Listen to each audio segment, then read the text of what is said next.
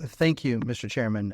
While there are many problems with this bill, I want to highlight one small but extremely significant problem that not only really has me disappointed, but I have to admit a bit disgusted. It's a new low, I think, in Congress in terms of discrimination and division.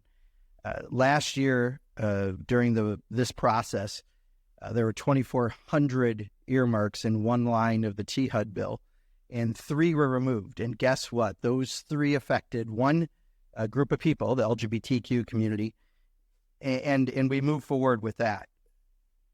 During this process, we heard that they were going to outright ban LGBT earmarks, but obviously you would have been sued for doing that because that's discriminatory, in case anyone doesn't understand.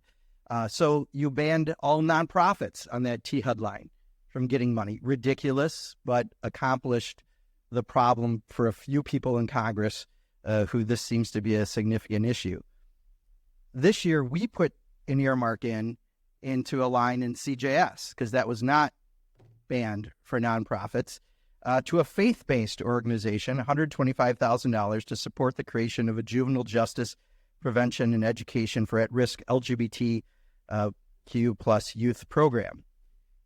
And through the process, we were told that if we would remove any reference to LGBTQ plus and change the public-facing description, the earmark would be all right. That is ridiculous.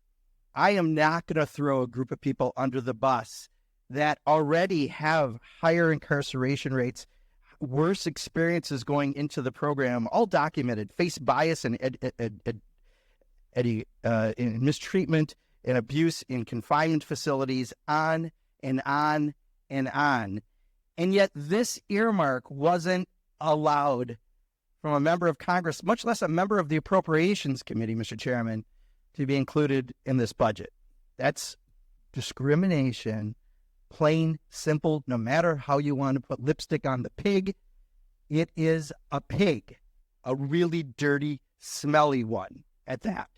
Now, there are other earmarks in here I support. Mike Garcia has 2 earmarks, for example, identical purpose, Los Angeles Children's Project and Piles Boys Camp.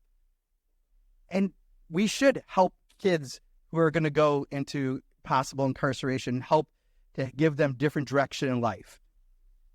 Tim Burchard has one for Big Brothers Big Sisters, exactly the same thing about avoiding going into the criminal justice system. I was a big brother for years and years and years. I was matched at 8 years old with a child who was 8 years old.